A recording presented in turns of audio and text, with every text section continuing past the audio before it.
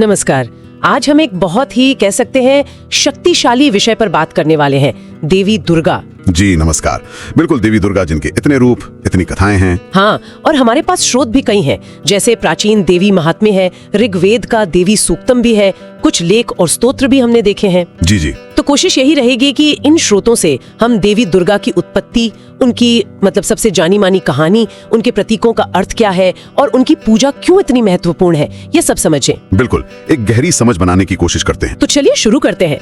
अच्छा, सबसे पहले ये बताइए, देवी दुर्गा के स्वरूप का या कहें देवी तत्व का प्राचीनतम उल्लेख कहाँ है? आपने देवी सूक्तम का जिक्र किया था। हाँ, ऋग्वेद का देवी सूक्तम, ये बहुत प्राचीन है, वैदिक स्तुतियों में से एक। इसमें देवी स्वयं को ही ब्रह्मांड का सार बताती हैं। मतलब वो कहती हैं कि मैं ही राष्ट्र की साम्राज्ञी हूँ, मैं ही धन देने वाली हूँ। अच्छा, ये एक बहुत ही आप कह सकते हैं दार्शनिक आधार है शक्ति की अवधारणा का। ये तो काफी गहरा दर्शन हुआ, पर जो पौराणिक कथाएं हैं जैसे देवी महात्म्य, उसमें तो उत्पत्ति थोड़ी अलग तरह से बताई गई है ना, ज्यादा नाटकीय ढंग से। हाँ बिल्कुल, पौराणिक कथाएं खासकर देवी महात्म्य एक अलग ही तस्वीर पेश करती हैं। जब महिषासुर ने, वो असुर था, उसने देवताओं को हरा दिया, स्वर्ग पर कब्जा कर लिया। हाँ, देवताओं को परास्त कर दिया था। जी, तब कहते हैं कि ब्रह्मा, विष्णु, महेश और बाकी सब देवताओं के अंदर से एक तेज निकला, एक क्रोध की ज्वाला कह लीजिए, और उस मिले जुले तेज से, उस एकीकृत ऊर्जा से एक महाशक्ति प्रकट हुई। अच्छा, तो मतलब अलग अलग देवताओं की शक्तियों का एक तरह से संगम। हाँ, पर सिर्फ शक्तियों का जोड़ नहीं, ये उनकी मिली जुली इच्छा शक्ति थी। उनका संकल्प था कि धर्म की, व्यवस्था की फिर से स्थापना करनी है, और वही एकीकृत शक्ति देवी दुर्गा कहलाई। समझ गई। और इसी से जुड़ी है उनकी वो सबसे प्रसिद्ध कथा, महिषासुर का वध। हाँ, महिषासुर मर्दिनी वाली कथा। देवी महात्म्य में तो इसका बड़ा ही जीवंत वर्णन है, खासकर जिस तरह वो राक्षस रूप बदलता रहता है और देवी हर बार उसका सामना करती हैं। बिल्कुल, इसलिए तो उन्हें महिषासुर मर्दिनी कहते हैं। महिषासुर का मर्दन करने वाली, उसका नाश करने वाली। सही। और देखिए, महिषासुर सिर्फ कोई साधारण राक्षस नहीं था, वो प्रतीक है अज्ञान का, अहंकार का, पाशविक बल का प्रतीक। अच्छा, मतलब इसका एक प्रतीकात्मक अर्थ भी है। बहुत गहरा। देवी दुर्गा का उसके साथ वो जो 9 दिनों तक युद्ध चला, वो असल में अच्छाई और बुराई के बीच का शाश्वत संघर्ष है। ज्ञान का अज्ञान पर, धर्म का अधर्म पर। और अंत में देवी का त्रिशूल से उसका वध करना, ये उसी परम सत्य की विजय को दिखाता है। तो ये कहानी सिर्फ एक लड़ाई की कहानी नहीं है, इसमें एक आध्यात्मिक संदेश छुपा है। ये तो बहुत दिलचस्प है। अच्छा, इन स्रोतों को देखते हुए मुझे देवी का जो चित्रण है, उनका प्रतीकात्मक, वो भी बहुत आकर्षित करता है। जैसे उनकी कई भुजाएं होती हैं और हर हाथ में कोई ना कोई अस्त्र शस्त्र। जी, ये सिर्फ सुंदरता के लिए तो नहीं होगा, इसका कुछ खास मतलब होता होगा ना? हाँ, निश्चित रूप से। ये सिर्फ सजावट बिल्कुल नहीं है।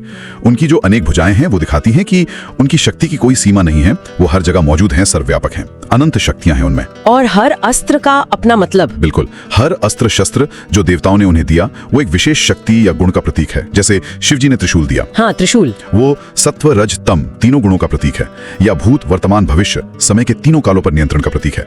विष्णु जी का चक्र, वो धर्म का, व्यवस्था का प्रतीक है। अच्छा। वरुण देव का शंख, वो सृष्टि की पहली ध्वनि ओम का प्रतीक है।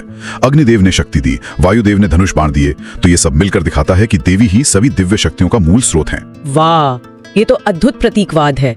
अच्छा, जैसे शस्त्रों का अर्थ है, वैसे ही उनके वाहन का भी तो गहरा अर्थ होगा। वो शेर या बाघ पर विराजमान होती हैं, वो छवि तो बहुत शक्तिशाली लगती है। हाँ बिल्कुल, सिंह या बाघ उनका वाहन है, और वो प्रतीक है अदम्य शक्ति का, साहस का और दृढ़ संकल्प का, बिना डरे आगे बढ़ने का।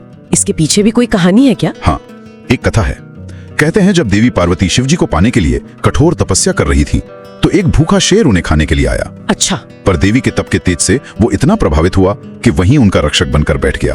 और जब तपस्या पूरी हुई, देवी प्रसन्न हुई, तो उन्होंने उसे अपना वाहन बना लिया। अरे वाह! तो ये दिखाता है कि जो सर्वोच्च शक्ति है, वो क्रूरता को भी, पाशविक बल को भी नियंत्रित कर सकती है, उसे सही दिशा दे सकती है। देवी दुर्गा स्वयं शक्ति हैं, मतलब ब्रह्मांड की वो ऊर्जा जो बनाती भी है, पालती भी है, और जरूरत पड़ने पर परिवर्तन या संहार भी करती है। रक्षक, पालक और संहारक ऊर्जा, बिल्कुल। और भारत में तो उनकी पूजा खासकर नवरात्र और दुर्गा पूजा के समय बहुत ही धूमधाम से होती है। इन त्योहारों का क्या खास महत्व है? जी बिल्कुल, नवरात्र तो बहुत महत्वपूर्ण है। 9 रातें ये देवी के 9 अलग अलग स्वरूपों की पूजा के लिए हैं, जिन्हें नवदुर्गा कहते हैं। हाँ, नवदुर्गा, जैसे शैलपुत्री, ब्रह्मचारिणी, कुष्मांडा, स्कंद माता, कात्यायनी, महागौरी। हर रूप देवी की एक अलग शक्ति, एक अलग अवस्था को दिखाता है। जैसे ब्रह्मचारिणी तपस्या का रूप है, तो कात्यायनी योद्धा का।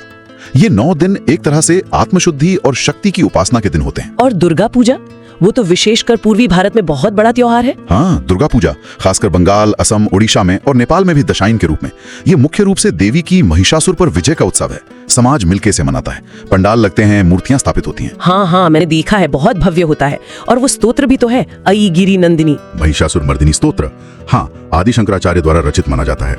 इन अवसरों पर उसका पाठ बहुत भक्तिभाव से होता है। उसकी धुन और शब्द बहुत शक्तिशाली हैं। बिल्कुल।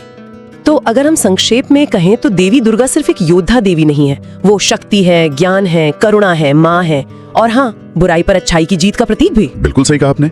वो एक बहुत ही जटिल बहुआयामी स्वरूप है, ब्रह्मांड की माँ जो रक्षा भी करती हैं और मुक्ति का रास्ता भी दिखाती हैं। सही। और ये हमें सोचने पे भी मजबूर करता है ना, किस बारे में? कि आज के समय में, इस आधुनिक युग में, जब हम स्त्री शक्ति की बात करते हैं, चुनौतियों से लड़ने की बात करते हैं, आंतरिक बल की बात करते हैं, हाँ, तो देवी दुर्गा की ये जो प्राचीन अवधारणा है, इतनी शक्तिशाली, वो हमारे लिए आज क्या मायने रखती है? उनका ये चरित्र, उनका ये प्रतीकवाद आज हमें क्या सिखा सकता है? ये वाकई एक विचार करने वाला प्रश्न है। हाँ जी, सत श्री अकाल। ਅੱਜ ਆਪਾਂ ਗੱਲ ਕਰ ਰਹੇ ਹਾਂ ਦੇਵੀ ਦੁਰਗਾ ਬਾਰੇ। ਹਿੰਦੂ ਧਰਮ ਵਿੱਚ ਮਤਲਬ ਬਹੁਤ ਹੀ ਖਾਸ ਸਥਾਨ ਹੈ ਉਹਨਾਂ ਦਾ। हाँ जी, बहुत ज्यादा। ਸਾਡੇ ਕੋਲ ਅੱਜ ਦੇਵੀ ਮਹਾਤਮਿਆਂ ਵਰਗੇ ਗ੍ਰੰਥ ਨੇ, ਕੁਝ ਹੋਰ ਲੇਖ ਵਗੈਰਾ ਵੀ ਨੇ, ਤੇ ਕੋਸ਼ਿਸ਼ ਇਹੀ ਰਹੇਗੀ ਕਿ ਇਹਨਾਂ ਸਾਰਿਆਂ ਤੋਂ ਦੇਵੀ ਦੇ ਸਰੂਪ, ਉਹਨਾਂ ਦੀਆਂ ਕਹਾਣੀਆਂ ਤੇ ਮਹੱਤਤਾ ਬਾਰੇ ਯਾਨੀ ਕੁਝ ਖਾਸ ਗੱਲਾਂ ਸਾਂਝੀਆਂ ਕਰੀਏ। ਬਿਲਕੁਲ। ਤੇ ਦੇਵੀ ਦੁਰਗਾ ਵੇਖੋ, ਸ਼ਕਤੀਵਾਦ ਦਾ ਤਾਂ ਕੇਂਦਰ ਹੀ ਨੇ। ਉਹਨਾਂ ਨੂੰ ਆਦਿ ਸ਼ਕਤੀ ਜਾਂ ਮਹਾਦੇਵੀ ਵੀ ਕਿਹਾ ਜਾਂਦਾ ਹੈ, ਵਾਹ। ਯਾਨੀ ਸਭ ਤੋਂ ਵੱਡੀ ਦੇਵੀ, ਪਰਮ ਨਾਰੀ ਸ਼ਕਤੀ। ਤੇ ਨਾ ਦੁਰਗਾ, ਇਹਦੇ ਵਿੱਚ ਕਿੰਨੀ ਸ਼ਕਤੀ ਲੱਗਦੀ ਹੈ। ਸੁਣਿਆ ਇਹਦਾ ਮਤਲਬ ਹੈ ਅਜਿਤ, ਜਿਸ ਨੂੰ ਕੋਈ ਜਿੱਤ ਨਾ ਸਕੇ। ਹਾਂਜੀ, ਅਜਿਤ। ਤੇ ਇੱਕ ਥਾਂ ਤੇ ਮੈਂ ਪੜਿਆ ਸੀ ਕਿ ਇਹਦੇ ਅੱਖਰਾਂ ਦਾ ਵੀ ਖਾਸ ਮਤਲਬ ਹੈ। ਦੂ ਮਤਲਬ ਦੁੱਖ ਦੂਰ ਕਰਨ ਵਾਲੀ, ਅੱਛਾ। ਰ ਮਤਲਬ ਰੋਗਾਂ ਦਾ ਨਾਸ਼ ਕਰਨ ਵਾਲੀ, ਹਾਂ। ਤੇ ਗਾ ਉਹ ਪਾਪ, ਅਨਿਆਂ, ਬੇਰਹਿਮੀ, ਆਲਸ, ਇਹ ਸਭ ਖਤਮ ਕਰਨ ਵਾਲੀ। ਕਮਾਲ ਹੈ, ਮਤਲਬ ਨਾਮ ਵਿੱਚ ਹੀ ਪੂਰਾ ਤੱਤ ਸਮੋਇਆ ਹੋਇਆ ਹੈ। ਸਹੀ ਗੱਲ ਹੈ। ਤੇ ਇਹ ਨਾਮ ਉਹਨਾਂ ਦੇ ਗੁਣਾਂ ਨੂੰ ਹੀ ਦਰਸਾਉਂਦਾ ਹੈ, ਸ਼ਕਤੀ, ਤਾਕਤ, ਸੁਰੱਖਿਆ। ਹਾਂ, ਤੇ ਉਹਨਾਂ ਦਾ ਸਰੂਪ ਸ਼ੇਰ ਜਾਂ ਬਾਗ ਦੀ ਸਵਾਰੀ। ਹਾਂਜੀ, ਸ਼ੇਰ ਜਾਂ ਬਾਗ। ਤੇ ਹੱਥਾਂ ਵਿੱਚ ਕਿੰਨੇ ਸਾਰੇ ਸ਼ਸਤਰ। ਹਾਂ, ਜਿਵੇਂ ਤ੍ਰਿਸ਼ੂਲ ਤਾਂ ਆਮ ਤੌਰ ਤੇ ਵੇਖਦੇ ਹਾਂ, ਚੱਕਰ, ਤਲਵਾਰ, ਧਨੁਸ਼, ਤੀਰ। ਅੱਛਾ, ਮੈਂ ਪੜ੍ਹ ਰਿਹਾ ਸੀ ਕਿ ਤਲਵਾਰ ਸਿਰਫ ਲੜਨ ਲਈ ਨਹੀਂ, ਇਹ ਅਗਿਆਨਤਾ ਨੂੰ ਮਤਲਬ ਇਗਨੋਰੈਂਸ ਨੂੰ ਕੱਟਣ ਦਾ ਪ੍ਰਤੀਕ ਹੈ। ਬਿਲਕੁਲ। ਤੇ ਕਮਲ ਦਾ ਫੁੱਲ ਵੀ ਹੈ ਉਹਨਾਂ ਕੋਲ। ਹਾਂ, ਕਮਲ, ਜੋ ਚਿੱਕਰ ਚੋਂ ਉੱਗ ਕੇ ਵੀ ਸਾਫ਼ ਰਹਿੰਦਾ ਹੈ। ਇਹ ਮੁਸ਼ਕਿਲਾਂ 'ਚ ਵੀ ਸ਼ੁੱਧ ਰਹਿਣ ਦੀ ਨਿਸ਼ਾਨੀ ਹੈ, ਨਿਰਲੇਪਤਾ ਦੀ। ਵਾਹ, ਇਹ ਸਿੰਬਲਿਜ਼ਮ ਕਿੰਨਾ ਡੂੰਘਾ ਹੈ। ਬਹੁਤ ਡੂੰਘਾ। ਤੇ ਇਹ ਸਾਰੀ ਸ਼ਕਤੀ ਸਾਨੂੰ ਉਹਨਾਂ ਦੀ ਸਭ ਤੋਂ ਮਸ਼ਹੂਰ ਕਥਾ 'ਚ ਦਿਸਦੀ ਹੈ, ਮਹਿਸ਼ਾਸੁਰ ਮਰਦਨੀ ਵਾਲੀ। ਹਾਂ, ਮਹਿਸ਼ਾਸੁਰ ਵਾਲੀ ਕਥਾ। ਦੇਵੀ ਮਹਾਤਮ 'ਚ ਆਉਂਦਾ ਹੈ ਕਿ ਜਦੋਂ ਮਹਿਸ਼ਾਸੁਰ ਨੇ ਦੇਵਤਿਆਂ ਨੂੰ ਬਹੁਤ ਤੰਗ ਕੀਤਾ, ਉਹਨਾਂ ਨੂੰ ਹਰਾ ਦਿੱਤਾ, ਤਾਂ ਸਾਰੇ ਦੇਵਤਿਆਂ ਨੇ, ਬ੍ਰਹਮਾ, ਵਿਸ਼ਨੂੰ, ਸ਼ਿਵਜੀ, ਸਭ ਨੇ ਮਿਲ ਕੇ ਆਪਣੀ ਸ਼ਕਤੀ ਇਕੱਠੀ ਕੀਤੀ। ਤੇ ਉਸ ਸਾਂਝੀ ਸ਼ਕਤੀ, ਉਸ ਤੇਜ ਚੋਂ ਫਿਰ ਦੇਵੀ ਦੁਰਗਾ ਪ੍ਰਗਟ ਹੋਏ। ਹਾਂਜੀ, ਬਿਲਕੁਲ। ਖਾਸ ਤੌਰ ਤੇ ਮਹਿਸ਼ਾਸੁਰ ਨੂੰ ਮਾਰਨ ਲਈ। ਤੇ ਫਿਰ ਉਹ ਕਮਸਾਨ ਯੁੱਧ ਹੋਇਆ। ਕਥਾ 'ਚ ਕੁਝ ਖਾਸ ਪਲ ਵੀ ਦੱਸੇ ਗਏ ਨੇ, ਜਿਵੇਂ ਦੇਵੀ ਦਾ ਯੁੱਧ ਵੇਲੇ ਹੱਸਣਾ। ਇਹ ਥੋੜਾ ਅਜੀਬ ਨਹੀਂ? ਹਾਂ, ਇਹ ਦਿਲਚਸਪ ਹੈ। ਦੇਵੀ ਮਹਾਤਮ ਵਿੱਚ ਇਹਦਾ ਜ਼ਿਕਰ ਹੈ। ਸ਼ਾਇਦ ਇਹ ਉਹਨਾਂ ਦਾ ਆਤਮ ਵਿਸ਼ਵਾਸ ਦਿਖਾਉਂਦਾ ਹੈ ਕਿ ਉਹ ਡਰੇ ਨਹੀਂ, ਜਾਂ ਸ਼ਾਇਦ ਦੈਂਤ ਦੀ ਸ਼ਕਤੀ ਨੂੰ ਇੱਕ ਤਰ੍ਹਾਂ ਨਾਲ ਮਤਲਬ ਨਿਕਾਰ ਰਹੇ ਨੇ। ਅੱਛਾ, ਹੋ ਸਕਦਾ ਹੈ। ਕਥਾ ਕਹਿੰਦੀ ਹੈ ਕਿ ਮਹਿਸ਼ਾਸੁਰ ਨੇ ਕਈ ਰੂਪ ਬਦਲੇ, ਪਹਾੜ ਚੁੱਕ ਕੇ ਸੁੱਟੇ, ਪਰ ਦੇਵੀ ਨੇ ਸਭ ਵਿਅਰਥ ਕਰ ਦਿੱਤਾ। ਤੇ ਅਖੀਰ ਵਿੱਚ ਜਦੋਂ ਉਹਨੇ ਮੱਝ ਦਾ ਰੂਪ ਲਿਆ, ਉਦੋਂ ਦੇਵੀ ਨੇ ਆਪਣੇ ਤ੍ਰਿਸ਼ੂਲ ਨਾਲ ਉਹਦਾ ਵਧ ਕੀਤਾ। ਤਾਂ ਹੀ ਉਹਨਾਂ ਨੂੰ ਮਹਿਸ਼ਾਸੁਰ ਮਰਦਨੀ ਕਿਹਾ ਜਾਂਦਾ ਹੈ। ਮਰਦਨੀ ਯਾਨੀ ਵਧ ਕਰਨ ਵਾਲੀ। ਬਿਲਕੁਲ, ਮਹਿਸ਼ਾਸੁਰ ਦਾ ਵਧ ਕਰਨ ਵਾਲੀ। ਤੇ ਫਿਰ ਦੁਸਹਿਰਾ ਯਾਨੀ ਵਿਜਯਦਸ਼ਮੀ, ਉਹ ਇਸੇ ਜਿੱਤ ਦੀ ਯਾਦ ਵਿੱਚ ਮਨਾਇਆ ਜਾਂਦਾ ਹੈ। ਹਾਂਜੀ, ਬੁਰਾਈ ਤੇ ਚੰਗਿਆਈ ਦੀ ਜਿੱਤ ਦਾ ਪ੍ਰਤੀਕ। ਪਰ ਦੇਵੀ ਦੁਰਗਾ ਦਾ ਸਿਰਫ ਇਹੀ ਇੱਕ ਰੂਪ ਨਹੀਂ ਹੈ। ਨਰਾਤਿਆਂ ਵਿੱਚ ਤਾਂ ਅਸੀਂ ਉਹਨਾਂ ਦੇ 9 ਵੱਖ-ਵੱਖ ਰੂਪਾਂ ਦੀ ਪੂਜਾ ਕਰਦੇ ਹਾਂ। ਨਵ ਦੁਰਗਾ, ਹਾਂ, ਨਵ ਦੁਰਗਾ ਹਰ ਰਾਤ ਇੱਕ ਵੱਖਰੇ ਰੂਪ ਨੂੰ ਸਮਰਪਿਤ ਹੁੰਦੀ ਹੈ। ਇਹ 9 ਰੂਪ ਅਸਲ ਵਿੱਚ ਜ਼ਿੰਦਗੀ ਤੇ ਦੇਵੀ ਦੀਆਂ ਵੱਖ-ਵੱਖ ਸ਼ਕਤੀਆਂ ਨੂੰ ਦਰਸਾਉਂਦੇ ਨੇ। ਜਿਵੇਂ ਪਹਿਲਾ ਰੂਪ ਹੈ ਸ਼ੈਲਪੁਤਰੀ। ਹਾਂ, ਸ਼ੈਲਪੁਤਰੀ ਯਾਨੀ ਪਰਵਤ ਤਿਤੀ, ਬੜਾ ਸ਼ਾਂਤ ਸਰੂਪ ਹੈ, ਬਲਦ ਦੀ ਸਵਾਰੀ, ਹੱਥ 'ਚ ਤ੍ਰਿਸ਼ੂਲ ਤੇ ਕਮਲ। ਇਹ ਇੱਕ ਤਰ੍ਹਾਂ ਨਾਲ ਅਧਿਆਤਮਿਕ ਸਫ਼ਰ ਦੀ ਸ਼ੁਰੂਆਤ ਹੈ। ਤੇ ਇੱਕ ਹੋਰ ਰੂਪ ਹੈ ਬ੍ਰਹਮਚਾਰਿਣੀ, ਤਪੱਸਿਆ ਵਾਲਾ। ਹਾਂ, ਬ੍ਰਹਮਚਾਰਿਣੀ, ਤਪ ਕਰਨ ਵਾਲੀ। ਬਿਲਕੁਲ ਸਾਦੇ ਸਫੇਦ ਕੱਪੜਿਆਂ 'ਚ, ਹੱਥ 'ਚ ਮਾਲਾ ਤੇ ਕਮੰਡਲ। ਇਹ ਤਿਆਗ ਤੇ ਸੰਜਮ ਸਿਖਾਉਂਦੇ ਨੇ। ਤੇ ਦੂਜੇ ਪਾਸੇ ਇੱਕ ਰੂਪ ਕਾਲਰਾਤਰੀ ਵੀ ਹੈ, ਜੋ ਕਾਫੀ ਭਿਆਨਕ ਦੱਸਿਆ ਜਾਂਦਾ ਹੈ। ਹਾਂ, ਕਾਲਰਾਤਰੀ ਸਭ ਤੋਂ ਭਿਆਨਕ ਰੂਪ ਮੰਨਿਆ ਜਾਂਦਾ। ਕਾਲਾ ਰੰਗ, ਖੁੱਲੇ ਵਾਲ, ਗਧੇ ਦੀ ਸਵਾਰੀ। ਪਰ ਇਹ ਰੂਪ ਅਗਿਆਨਤਾ ਤੇ ਹਨੇਰੇ ਦਾ ਨਾਸ਼ ਕਰਨ ਵਾਲਾ ਹੈ। ਇਹ ਵਖਰੇਵਾ ਹੀ ਕਮਾਲ ਦਾ ਹੈ। ਇੱਕੋ ਦੇਵੀ ਦੇ ਕਿੰਨੇ ਰੰਗ ਨੇ। ਬਿਲਕੁਲ, ਸ਼ਾਂਤ ਵੀ, ਭਿਆਨਕ ਵੀ, ਗਿਆਨ ਦੇਣ ਵਾਲੀ ਵੀ, ਪਾਲਣ ਵਾਲੀ ਵੀ, ਹਰ ਰੂਪ 'ਚੋਂ ਮੌਜੂਦ ਨੇ। ਇਸੇ ਲਈ ਉਹਨਾਂ ਦੀ ਪੂਜਾ, ਖਾਸ ਕਰਕੇ ਦੁਰਗਾ ਪੂਜਾ, ਕਿੰਨੇ ਵੱਡੇ ਪੱਧਰ ਤੇ ਹੁੰਦੀ ਹੈ। ਹਾਂ, ਬੰਗਾਲ ਵਗੈਰਾ 'ਚ ਤਾਂ ਬਹੁਤ ਵੱਡਾ ਤਿਉਹਾਰ ਹੁੰਦਾ ਹੈ। ਹਾਂਜੀ, ਬੰਗਾਲ, ਓਡੀਸ਼ਾ, ਮਿੱਟੀ ਦੀਆਂ ਮੂਰਤੀਆਂ ਬਣਦੀਆਂ ਨੇ, ਪੰਡਾਲ ਲੱਗਦੇ ਨੇ, ਦੇਵੀ ਮਹਾਤਮਾ ਦਾ ਪਾਠ ਹੁੰਦਾ ਹੈ, ਫਿਰ ਅਖੀਰ 'ਚ ਮੂਰਤੀ ਵਿਸਰਜਨ। ਇਹ ਸਭ ਸ਼ਰਧਾ ਦਾ ਹੀ ਪ੍ਰਗਟਾਵਾ ਹੈ। ਤੇ ਜਿਹੜੀ ਸ਼ਕਤੀਵਾਦ ਪਰੰਪਰਾ ਹੈ ਉਹ ਤਾਂ ਦੇਵੀ ਦੁਰਗਾ ਨੂੰ ਹੀ ਪਰਮ ਸੱਚਾਈ ਮੰਨਦੀ ਹੈ ਨਾ, ਮਤਲਬ ਉਹੀ ਬ੍ਰਹਮ ਹਨ। ਹਾਂਜੀ ਬਿਲਕੁਲ, ਉਹਨਾਂ ਮੁਤਾਬਿਕ ਸਾਰੀ ਸ੍ਰਿਸ਼ਟੀ, ਪਾਲਣਾ, ਵਿਨਾਸ਼ ਸਭ ਕੁਝ ਦੇਵੀ ਤੋਂ ਹੀ ਹੈ। ਅੱਛਾ। ਤੇ ਲੋਕ ਫਿਰ ਮੰਤਰਾਂ ਰਾਹੀਂ ਉਹਨਾਂ ਨਾਲ ਜੁੜਨ ਦੀ ਕੋਸ਼ਿਸ਼ ਕਰਦੇ ਨੇ। ਕਹਿੰਦੇ ਨੇ ਕਿ ਮੰਤਰਾਂ ਦਾ ਜਾਪ ਨਕਾਰਾਤਮਕਤਾ ਦੂਰ ਕਰਦਾ ਹੈ, ਸ਼ਕਤੀ ਦਿੰਦਾ ਹੈ, ਖੁਸ਼ਹਾਲੀ ਲਿਆਉਂਦਾ ਹੈ। ਕੋਈ ਖਾਸ ਮੰਤਰ? ਜਿਵੇਂ ਓਮ ਦੁਮ ਦੁਰਗਾਏ ਨਮः ਬਹੁਤ ਪ੍ਰਚਲਿਤ ਹੈ, ਜਾਂ ਫਿਰ ਮਹਿਸ਼ਾਸੁਰ ਮਰਦਿਨੀ ਸਤੋਤਰਮ ਦਾ ਪਾਠ, ਉਹ ਵੀ ਬਹੁਤ ਸ਼ਕਤੀਸ਼ਾਲੀ ਮੰਨਿਆ ਜਾਂਦਾ ਹੈ। ਤੇ ਭਾਰਤ ਵਿੱਚ ਮੰਦਿਰ ਵੀ ਹੋਣਗੇ ਮਸ਼ਹੂਰ? ਹਾਂ ਕਈ ਨੇ, ਜਿਵੇਂ ਮੈਸੂਰ 'ਚ ਚਾਮੁੰਡੇਸ਼ਵਰੀ ਮੰਦਿਰ ਹੈ, ਵਿਜੇਵਾੜਾ 'ਚ ਕਨਕ ਦੁਰਗਾ ਮੰਦਿਰ ਹੈ, ਬਹੁਤ ਮਾਨਤਾ ਇਹਨਾਂ ਦੀ। ਤਾਂ ਕੁੱਲ ਮਿਲਾ ਕੇ ਦੇਵੀ ਦੁਰਗਾ ਸਿਰਫ ਇੱਕ ਕਹਾਣੀ ਦਾ ਹਿੱਸਾ ਨਹੀਂ, ਸਗੋਂ ਨਾਰੀ ਸ਼ਕਤੀ, ਬੁਰਾਈ ਤੇ ਜਿੱਤ, ਸੁਰੱਖਿਆ ਤੇ ਆਤਮਿਕ ਵਿਕਾਸ ਦਾ ਇੱਕ ਬਹੁਤ ਵੱਡਾ ਪ੍ਰਤੀਕ ਨੇ। ਬਿਲਕੁਲ, ਉਹਨਾਂ ਦੀਆਂ ਕਹਾਣੀਆਂ ਅੱਜ ਵੀ ਸਾਨੂੰ ਹਿੰਮਤ ਦਿੰਦੀਆਂ ਨੇ। ਸਹੀ ਗੱਲ ਹੈ, ਸਾਨੂੰ ਸਹੀ ਰਾਹ ਤੇ ਚੱਲਣ ਦੀ ਪ੍ਰੇਰਣਾ ਮਿਲਦੀ ਹੈ। ਤੇ ਅਖੀਰ 'ਚ ਇੱਕ ਗੱਲ ਮੈਂ ਕਹਿਣਾ ਚਾਹਾਂਗੀ ਸੋਚਣ ਲਈ। ਦੇਵੀ ਮਹਾਤਮਯ ਦੇ ਆਖਰੀ ਮਤਲਬ 12ਵੇਂ ਅਧਿਆਇ 'ਚ ਲਿਖਿਆ ਹੈ ਕਿ ਦੇਵੀ ਦੀ ਮਹਿਮਾ ਸੁਣਨ ਨਾਲ ਡਰ ਖਤਮ ਹੁੰਦਾ ਹੈ, ਮੁਸੀਬਤਾਂ ਟਲ ਜਾਂਦੀਆਂ ਨੇ। ਤਾਂ ਸਵਾਲ ਇਹ ਹੈ ਕਿ ਅੱਜ ਦੇ ਇਸ ਦੌਰ ਵਿੱਚ ਜਿੱਥੇ ਇੰਨੀਆਂ ਚੁਣੌਤੀਆਂ ਨੇ, ਉੱਥੇ ਇਸ ਪ੍ਰਾਚੀਨ ਗ੍ਰੰਥ ਦਾ ਇਹ ਭਰੋਸਾ ਸਾਡੇ ਲਈ ਕੀ ਮਾਇਨੇ ਰੱਖਦਾ ਹੈ, ਇਸ ਬਾਰੇ ਸੋਚਿਆ ਜਾ ਸਕਦਾ ਹੈ। What happens when evil becomes unbeatable? Imagine a demon so powerful he brought the heavens to their knees. A demon no man or even a god could ever defeat. This is the story of Mahishasura, the buffalo demon, who plunged the world into darkness. Empowered by a special blessing, Mahishasura was unstoppable. He conquered the earth, stormed the heavens, and threw the gods out of their own homes. Defeated and desperate, the gods combined their powers. From the brilliant fire of their divine energy, a light brighter than 1,000 suns emerged. A glorious, powerful, and fearless warrior was born. Her name was Durga. She was not just a goddess, she was the ultimate cosmic force. Lord Shiva gave her his mighty trident, Lord Vishnu his spinning discus, the Sudarshana Chakra, and the mighty Himalayas gifted her a ferocious lion as her ride. Armed with the power of the entire universe, with a calm smile and fierce eyes, she rode into battle. For 9 epic days and nights, the universe watched in awe. Mahishasura, the master of illusion, changed his form again and again. A lion, an elephant, a giant, but he could not trick her. With every strike of her sword, she shattered his illusions. With every roar of her lion, she scattered his armies. On the 10th day, in a final thunderous clash, she pinned the demon down, ending his reign of terror forever.